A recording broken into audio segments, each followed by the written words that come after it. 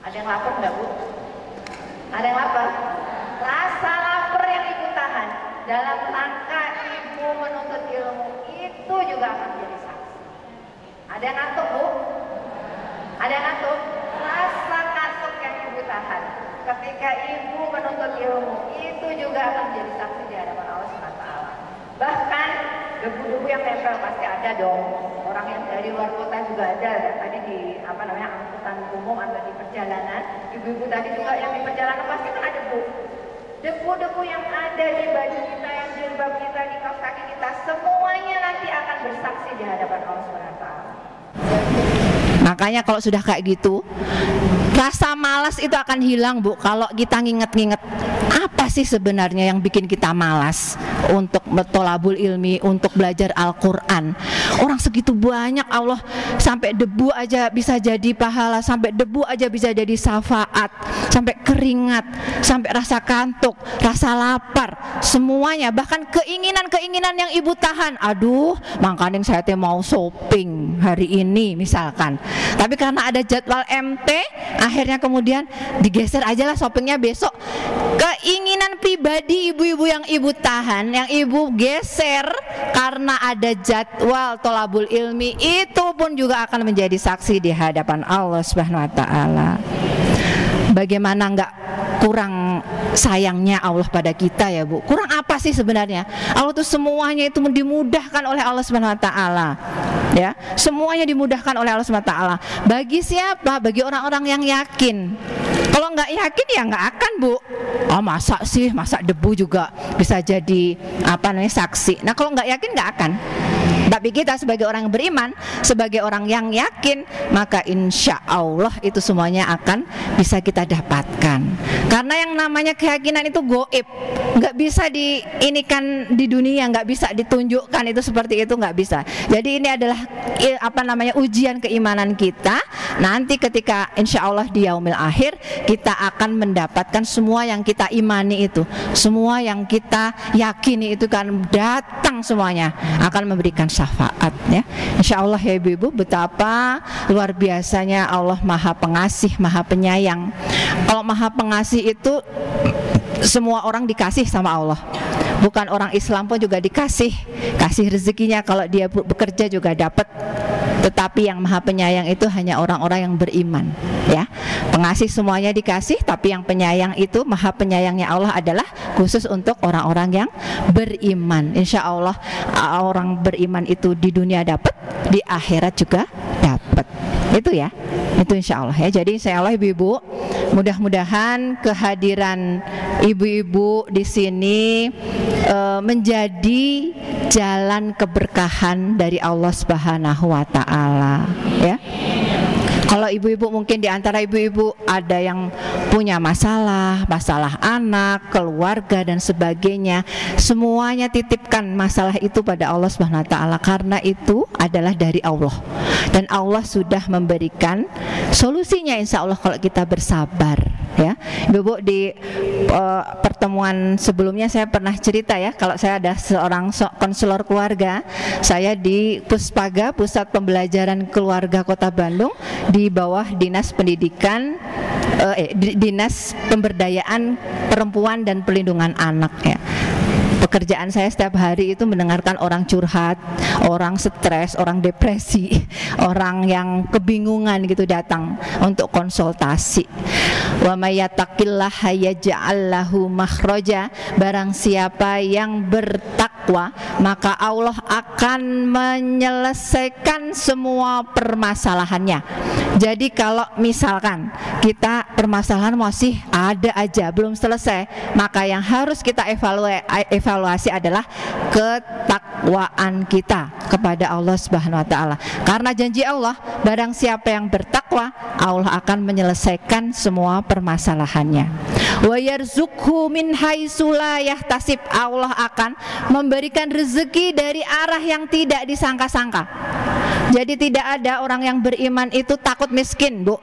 Karena bagi Allah Subhanahu wa taala mudah sekali untuk memberikan rezeki. Dan bagi orang yang beriman, dia pasti akan yakin bahwa Allah sudah menakar rizkinya di dunia. Dia tidak akan pernah gelisah dengan rizkinya di dunia. Yang dia gelisahkan adalah rizkinya di akhirat. Apakah di akhirat masih juga punya dapat rezeki seperti di dunia? Ya, wa yarzuqhu min haitsu la yahtasib wa may yatawakkal 'alallahi fahuwa hasbuh. Barang siapa yang bertawakal kepada Allah Subhanahu wa taala, menyerahkan semua usahanya kepada Allah Subhanahu wa taala, Allah akan cukupkan semua keperluannya. Fahuwa hasbuh.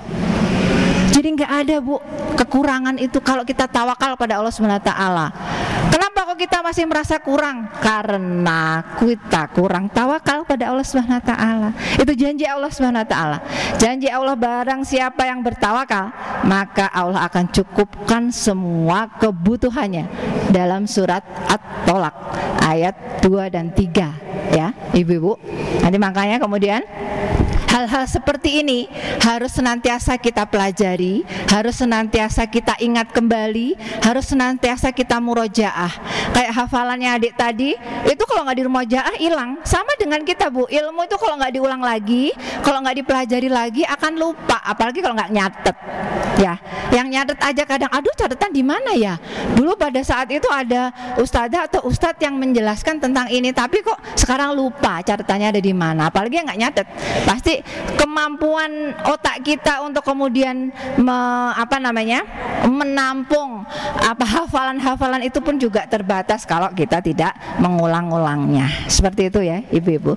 Insya Allah dengan berpegang teguh pada ayat tadi, wa may yattaqillaha yaj'al lahu makhraja wa yarzuqhu min haitsu la yahtasib wa may yatawakkal 'alallahi fahuwa hasbuh. Insya Allah kita jadi orang-orang yang senantiasa optimis, Bu. Banyak loh, Bu, orang-orang yang curhat pada saya bilang gini, enggak sah, siapa juga pemimpinnya, kagak akan ada perubahan. Itu adalah ciri-ciri orang-orang yang putus asa. Sedangkan kita sebagai seorang mukmin tidak boleh berputus asa. Putus asa itu hanya milik orang kafir ketika nanti sudah akan dijontrongkan ke neraka.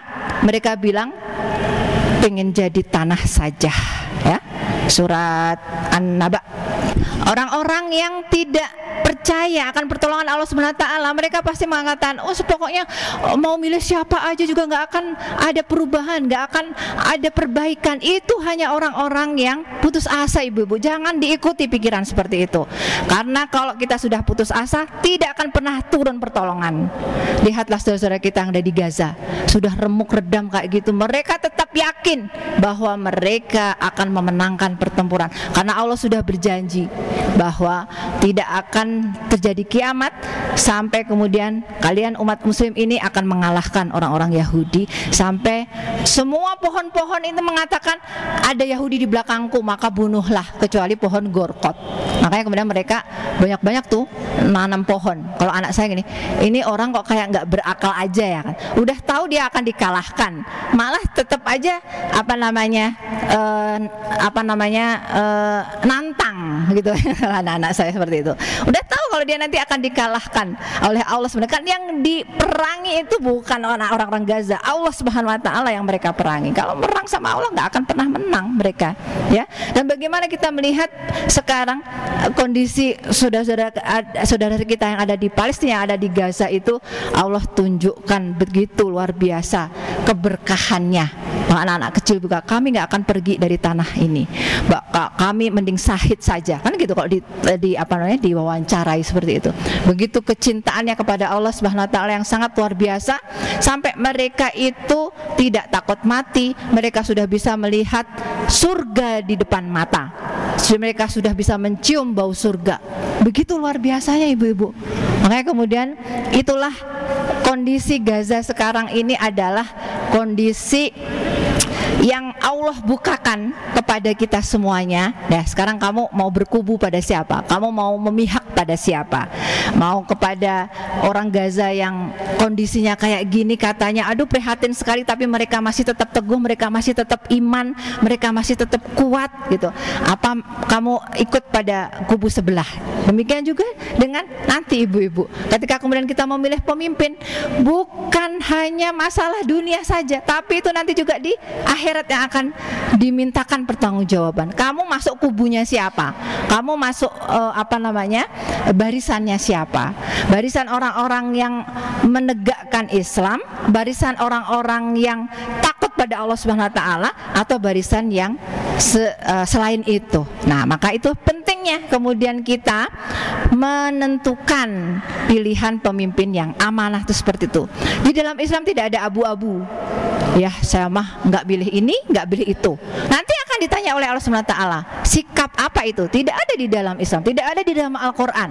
Di dalam Al-Qur'an itu harus tegas, karena Allah telah memberikan fa'alhamaha fujuroha wa taqwaha. Nggak ada jalan abu-abu, jalan fujur, jalan sesat, dan jalan takwa. Cuma ada dua itu. Jadi kalau kita nggak milih jalan takwa, berarti milih jalan apa, Bu? Jalan sesat. Naudzubillah min dzalik. Maka tidak ada abu-abu, tidak ada nggak milih dan sebagainya, karena semuanya itu akan dimintai pertanggungjawaban oleh Allah SWT. Alhamdulillah, Ustadz Haru sudah datang, ibu-ibu. Persiapkan hati kita, fisik kita, kemudian juga catatan ya, untuk kemudian kita mendapatkan ilmu yang sangat bermanfaat. Dan nanti insya Allah ibu-ibu diharapkan menyebarkan ilmu ini kepada keluarganya, kepada masyarakat, kepada semua tetangga-tetangganya, agar kemudian tidak salah pilih, begitu ya ibu-ibu ya. Begitu insya Allah. Mohon maaf atas segala kesalahan. Terima kasih Ustadz Haru. Assalamualaikum warahmatullahi wabarakatuh. Waalaikumsalam warahmatullahi wabarakatuh. Jazakillah khair kepada ketua kadep kita ya, Ibu Hajah Ruli, yang luar biasa ngasih sambutan, tapi sama materialnya punya sadayana luar biasa ini. Sebelumnya saya ucapkan jazakallah khair kepada Ustadz yang sudah hadir di tengah-tengah kita memenuhi undangan Salimah Jawa Barat. Hatur nuhun Ustadz, dilejeng sumping, dilejeng enjing. Alhamdulillah Ustadz, kita menunggu Ustadz sudah 1 jam. Tapi insya Allah ibu-ibu di sini mah ada solehah setiawanya punya. Baik ya. Jadi mungkin di sini tidak akan berlama-lama. Yuk kita bersama-sama mendengarkan pada pagi hari ini tausiah atau pembelajaran yang insya Allah akan disampaikan oleh Ustadz kita Mubalig Jawa Barat ya, Al-Mukarram Ustadz Haji Dr. Haru Swandaru SSI MSI. Kepadanya dipersilahkan. Mangga Ustadz.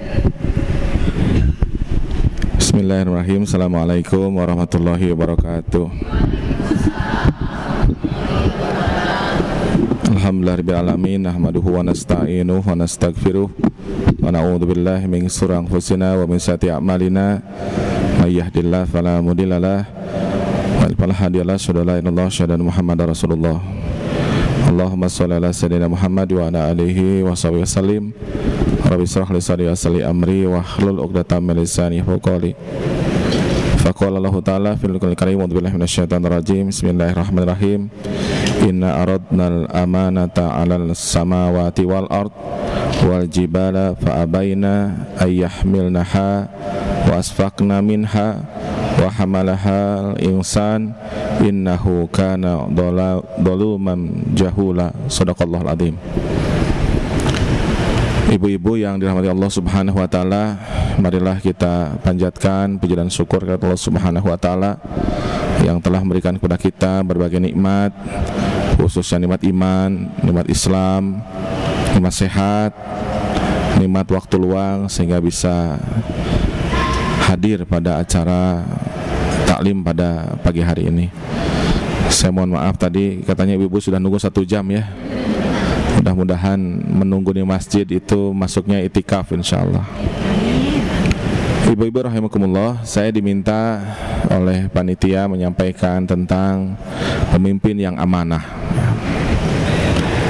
Pemimpin kita tentu saja manusia yang dimaksum oleh Allah Subhanahu wa taala, yang Allah Subhanahu wa taala memberikan akhlak yang agung ya, yaitu Rasulullah Muhammad sallallahu alaihi wasallam. Sesungguhnya telah terdapat suri teladan yang baik pada diri Rasulullah Muhammad sallallahu alaihi wasallam. Sebagai seorang nabi dan rasul, beliau memiliki 4 sifat yang wajib pada diri seorang rasul. Yang pertama adalah tentu saja sidik ya. Sidik itu artinya benar, tidak pernah berdusta.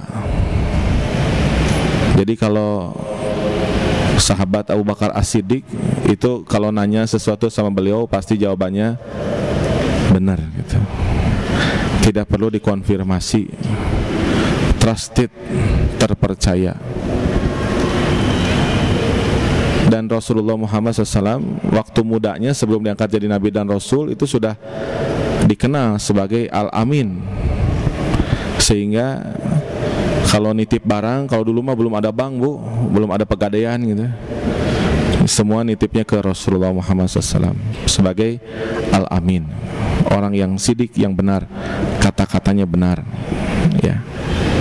Yang kedua adalah amanah, yaitu orang yang bisa dipercaya melaksanakan apa yang dititipkan kepada beliau yang diberikan titipan itu, sebagai orang yang amanah, melaksanakan semua tugasnya, melaksanakan semua titipannya. Kalau dititipi uang, uangnya diteruskan, itu namanya orangnya amanah. Kalau sidik itu lebih kepada kata-katanya bisa dipercaya. Kalau amanah itu kalau dititipi kepada ibu fulanah, maka uang titipannya disampaikan tidak berkurang, itu namanya orangnya amanah. Yang ketiga, sifat wajib pada diri Rasul adalah tabligh, komunikatif. Ya, kalau bicara jelas. Makanya kalau ustadz, ustazah suka disebut mubaligh, mubalighah. Sifat wajib pada Rasul adalah tabligh. Kalau bicara jelas, dimengerti, dari doktor, profesor, ya sampai rakyat jelata, lulusan TK ngerti kalau Rasulullah bicara. Itu namanya tabligh. Jadi masuk surga itu nggak usah jadi dokter dulu Bapak Ibu, nggak usah profesor dulu, nggak usah. Nanti berat ya kalau masuk surga harus profesor ya. Lulusan TK boleh, boleh. Lulusan SD boleh nggak? Boleh. Itu luar biasanya Islam. Kata Rasulullah, semua umatku akan masuk surga kecuali yang tidak mau. Luar biasa ya. Syarat masuk surga itu bu hanya mau. Ibu-ibu mau masuk surga? Insya Allah, makanya mau nunggu 1 jam di sini karena masuk surga. Yang keempat, sifat wajib pada Rasul adalah fatonah, cerdas. Nggak boleh oon ya, nggak boleh loading lama, nggak boleh. Memahami permasalahan, tahu alternatif solusinya, itu fatonah, cerdas. Nah kita kalau milih pemimpin sedapat mungkin mendekati sifat wajib Rasul. Sidik, kata-katanya benar, bisa dipercaya, amanah, menunaikan kewajibannya dengan baik. Yang ketiga tabligh, yang keempat adalah fatonah, cerdas. Jadi kalau cari menantu juga kurang lebih yang seperti itu. Ya. Nah, terkait dengan amanah, tadi saya bacakan surat Al-Ahzab ayat 72. Allah Subhanahu wa taala berfirman, A'udzubillahi minasyaitonir rajim, inna aradnal amanata 'alas samawati wal ard wal jibala fa'abaina ayyahmilnaha wasfaqna minha wa hamalahal insan innahu kana dhaluman jahula. Sesungguhnya kami telah mengemukakan amanat kepada langit, bumi dan gunung-gunung, maka semuanya enggan untuk memikul amanat itu, dan mereka khawatir akan mengkhianatinya, dan dipikulah amanat itu oleh manusia. Sesungguhnya manusia itu amat zalim dan amat bodoh. Jadi Allah sudah menawarkan kepada langit, langit mau nggak jadi khalifatu fil ard? Kata langit, saya nggak mau ya Allah, saya takut tidak amanah.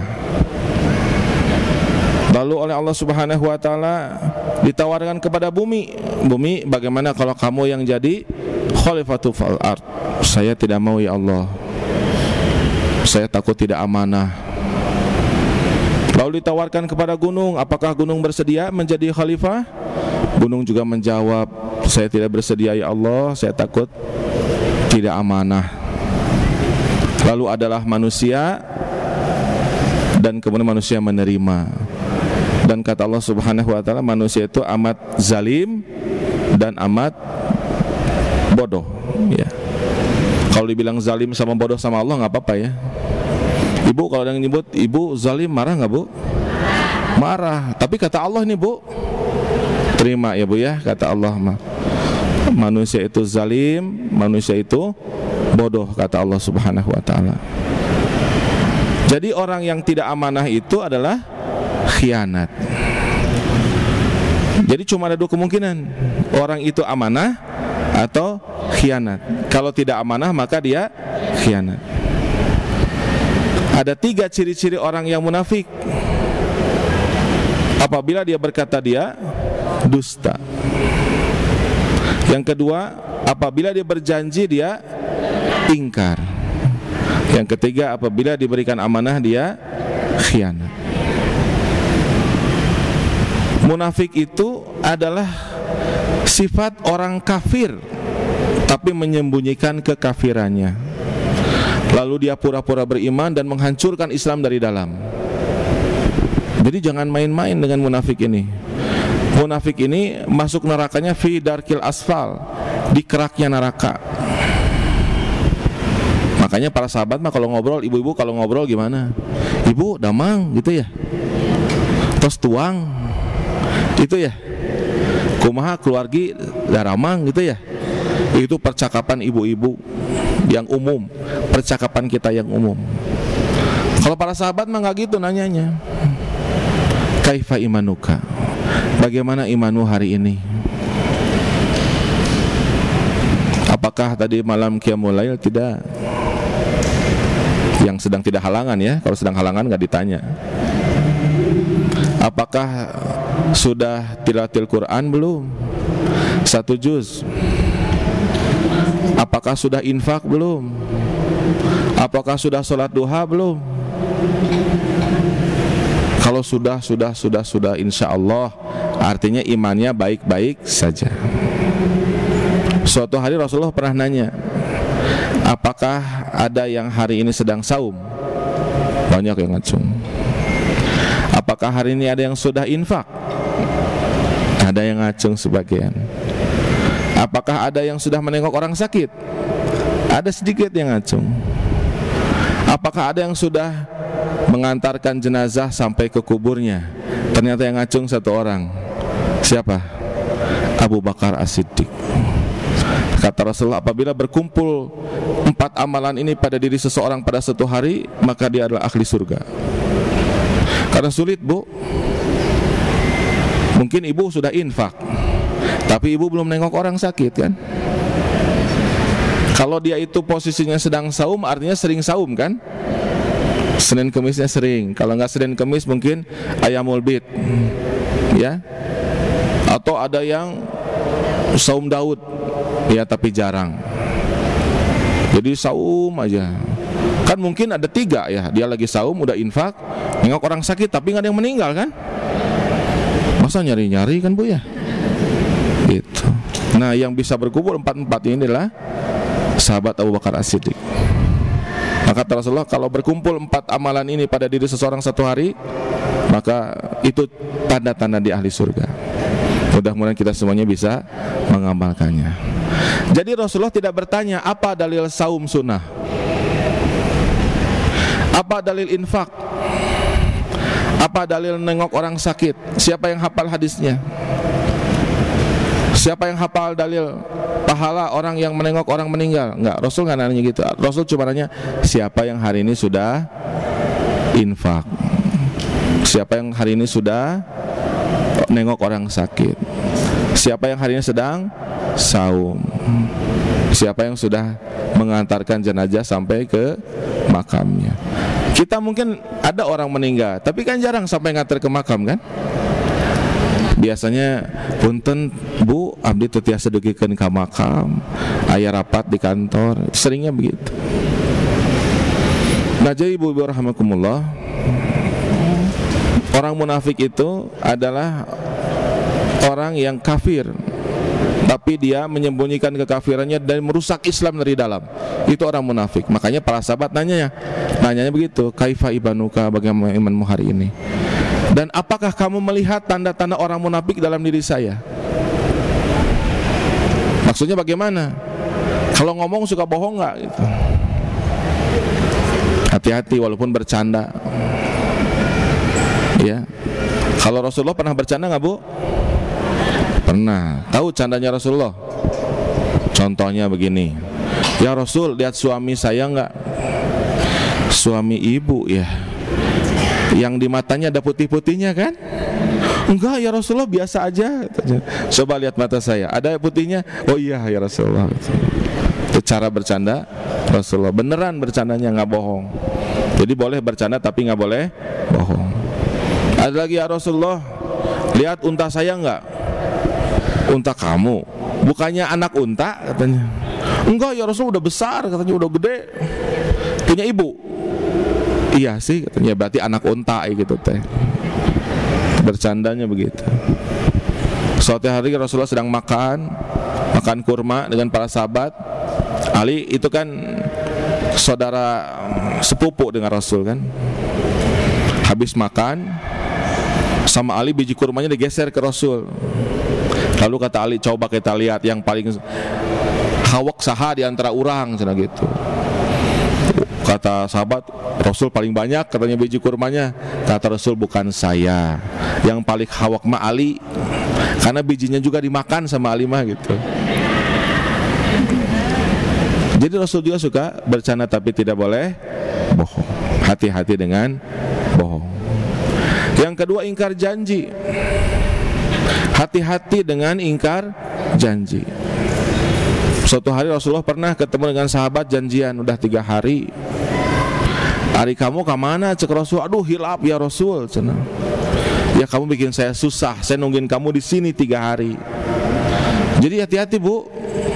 Mau ke Pusdai, insya Allah. Efeknya itu muncul. Padahal terus diantosan di awal sampai akhir. Hati-hati.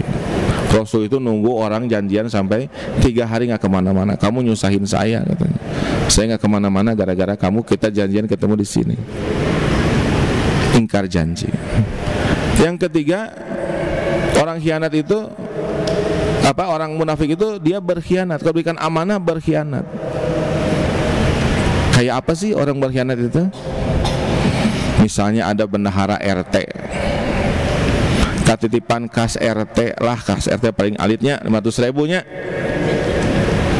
ditaruh ke ketua RT, kamana sesa uang kas. Aduh ica ragrag artosna, ragrag kamana, ragrag ka warung. Nah itu adalah ciri-ciri pengkhianat. Diberikan amanah, dia tidak melaksanakannya, itu adalah khianat.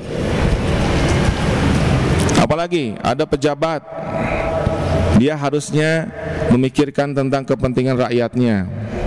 Ada dana APBD, dana APBN untuk kepentingan rakyat, tapi tidak diberikan, digunakan untuk kepentingan pribadi, beli tanah, beli mobil, beli rumah, kawin deui. Maka dia adalah pengkhianat, tidak melaksanakan amanah. Hati-hati. Suami istri punya anak, anaknya 3, lalu cerai, bapaknya kabur kawin deui, anaknya dibiarkan dengan istrinya. Dia berkhianat kepada istri dan anak-anaknya. Jadi pengkhianat itu banyak. Hati-hati. Bukan cuma laki-laki yang suka berkhianat, perempuan juga bisa berkhianat. Apa contohnya khianat seorang perempuan? Setiap kamu adalah pemimpin, dan setiap pemimpin akan ditanyai tentang apa yang diamanahkan kepadanya. Seorang suami akan ditanya tentang anak dan istrinya. Jadi anak dan istri adalah amanah seorang suami. Amanah untuk apa? Amanah untuk diberikan tempat tinggal, amanah untuk dinafkahi, amanah untuk dididik kalau istri itu tugas suami.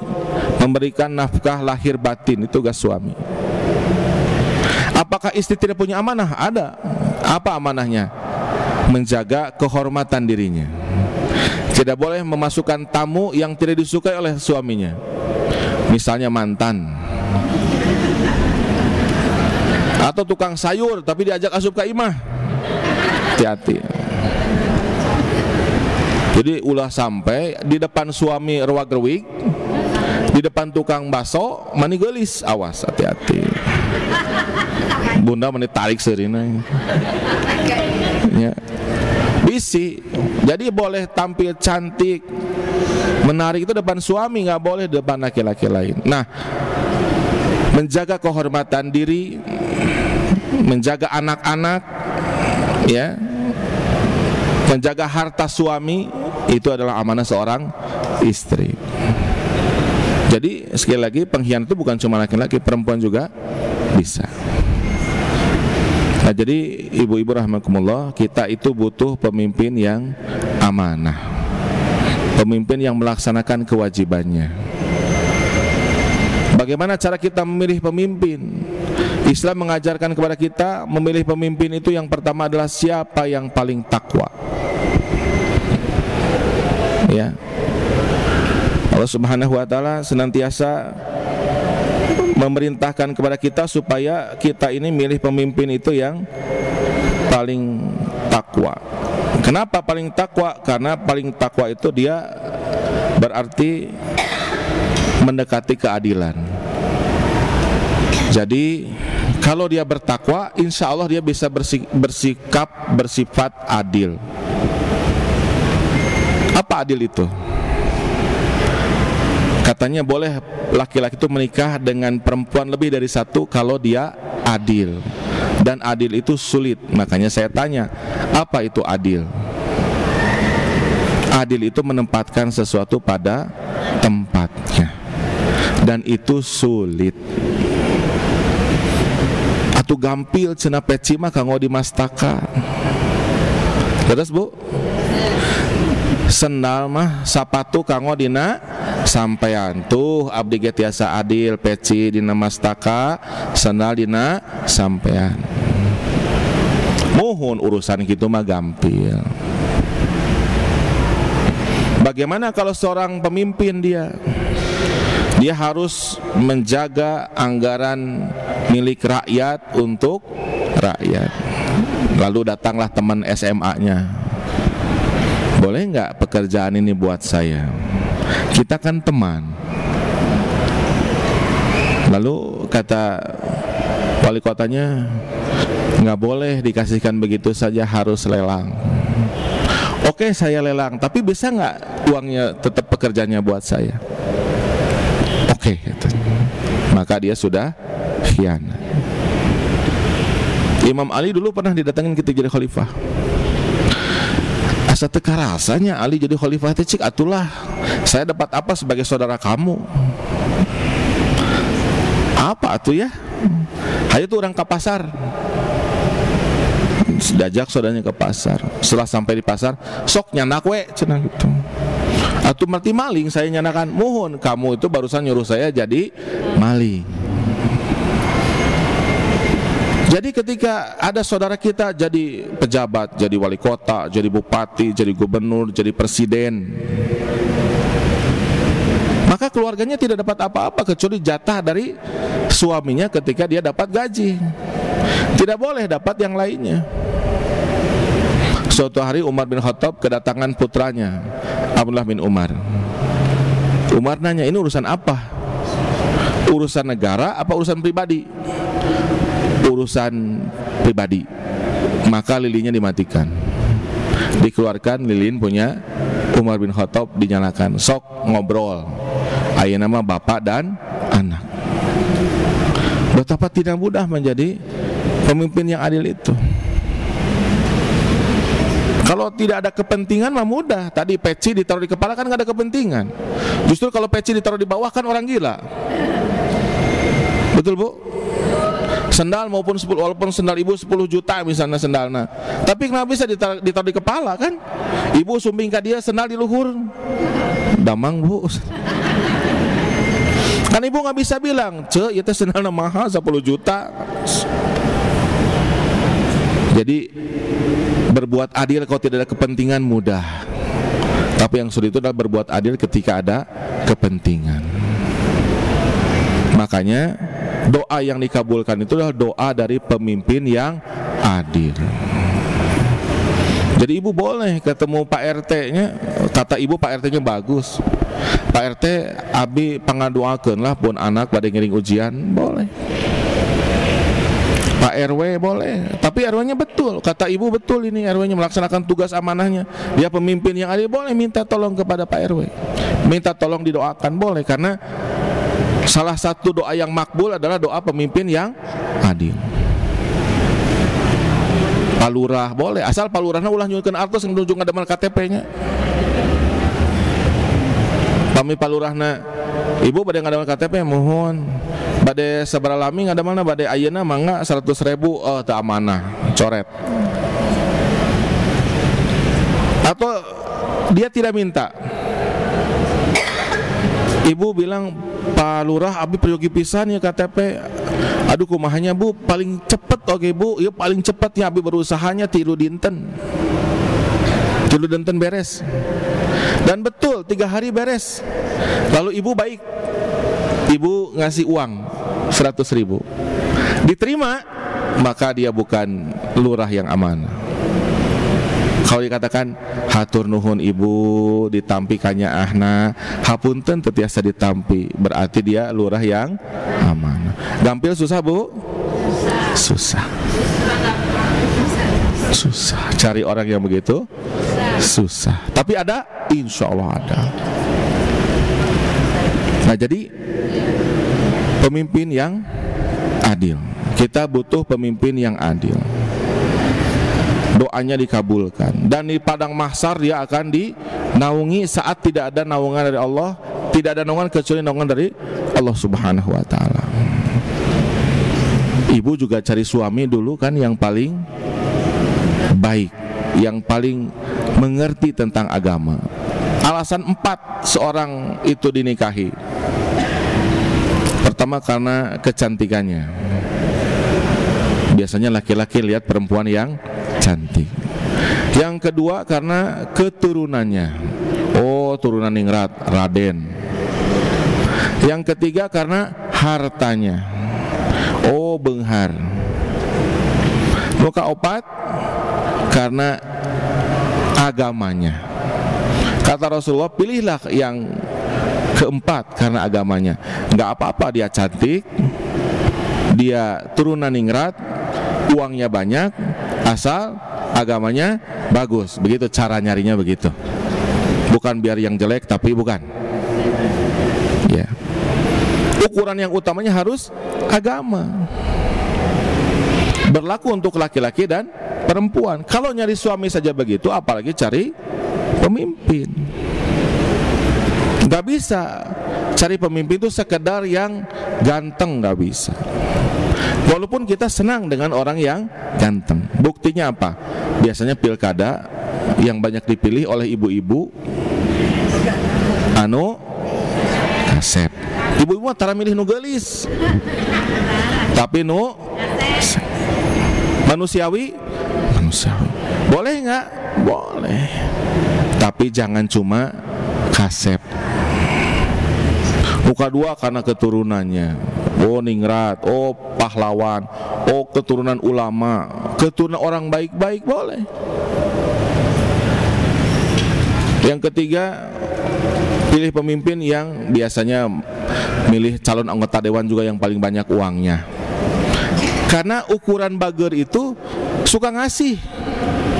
Baik itu bukan rajin ke masjid, bukan rajin sholat, rajin tahajud, rajin saum, bukan. Ukuran baik itu sok barang. Tapi hati-hati kalau yang dikasihnya bukan dari harta yang halal, habis korupsi dibagikan. Nah, jadi Bapak Ibu rahimakumullah, mudah-mudahan kita oleh Allah Subhanahu wa taala diberikan pemimpin yang amanah, pemimpin yang adil, pemimpin yang takwa.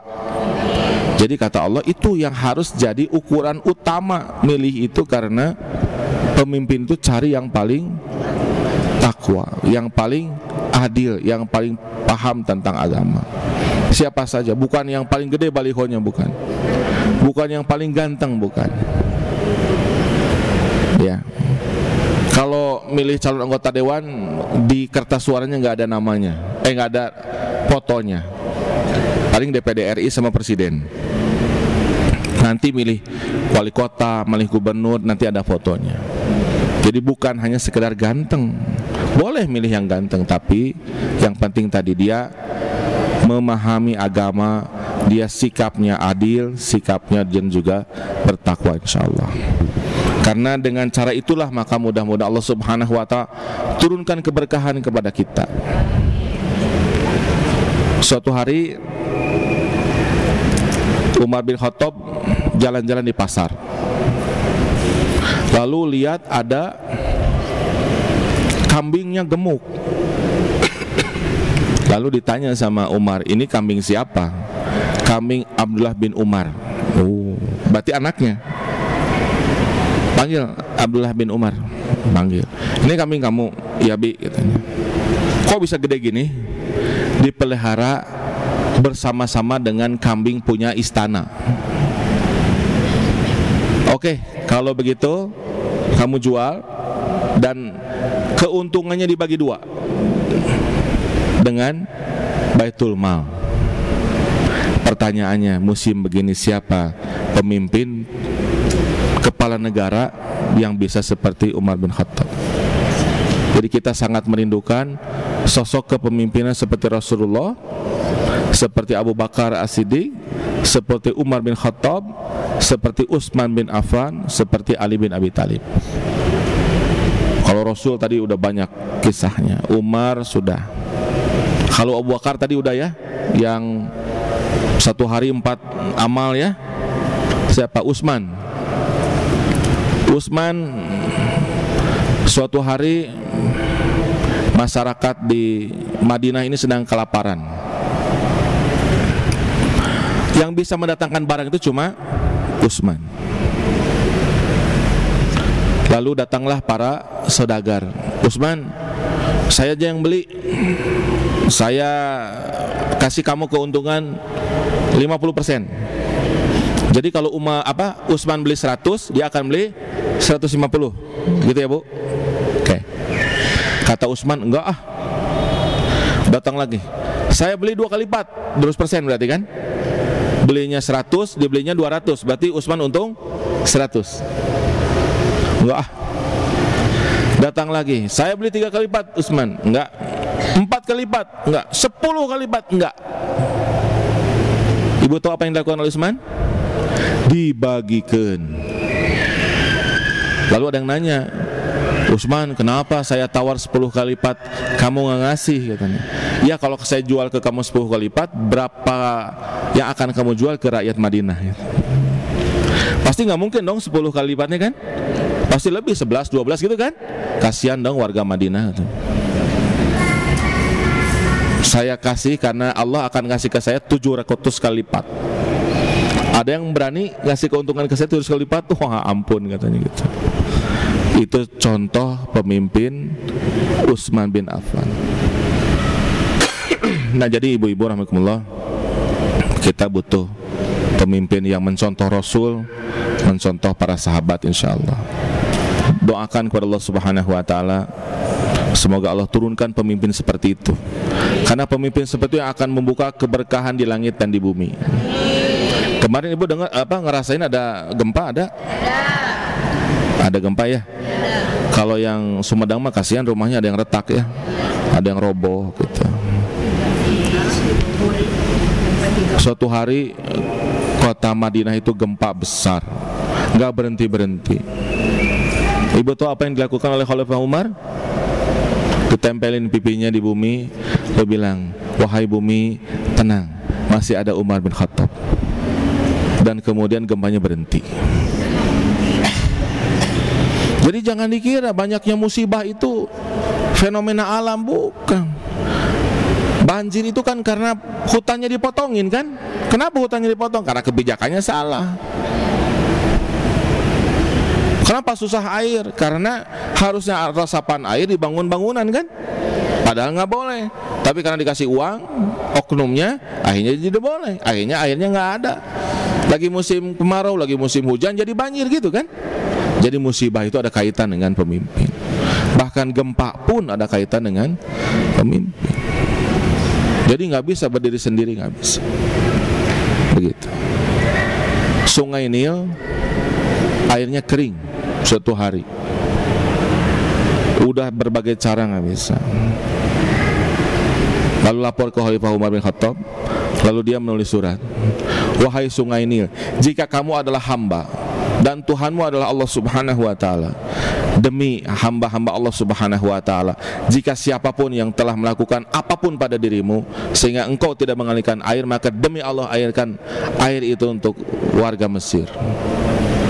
Dilempar ke sungai dan airnya ngalir kembali.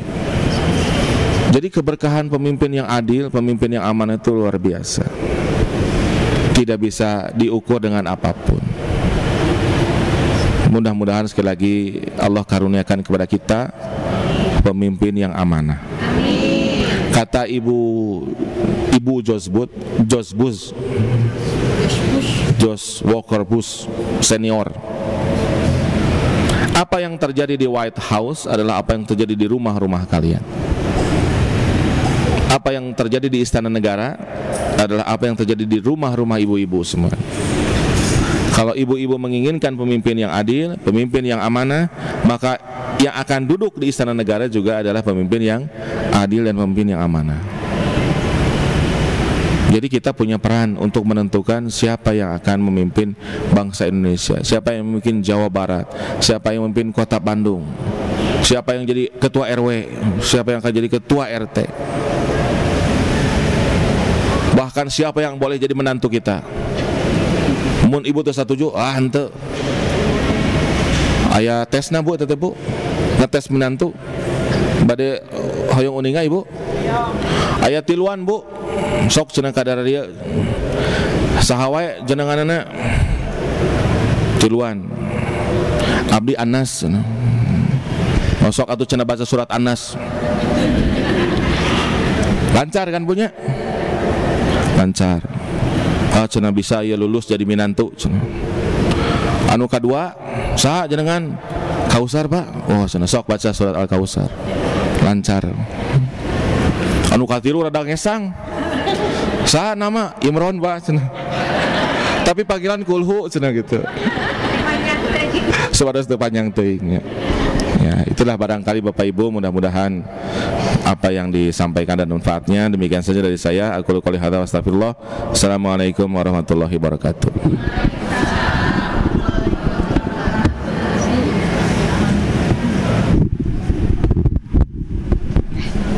Alhamdulillah, jazakallahu khair kepada Ustadz Haru yang sudah menyampaikan materi tentang pemimpin yang amanah ya Bu Ibu.